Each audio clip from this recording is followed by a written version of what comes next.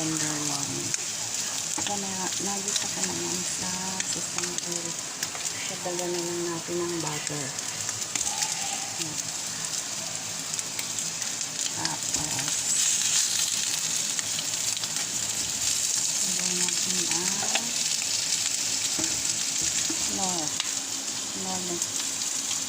no liquid seasoning. Konti lang.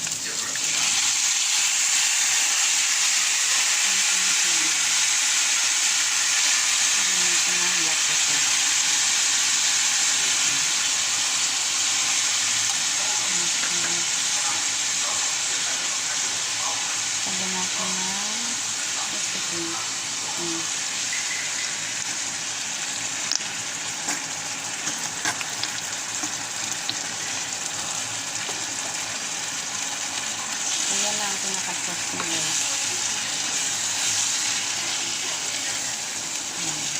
Mabilis naman ito kasi tender lang.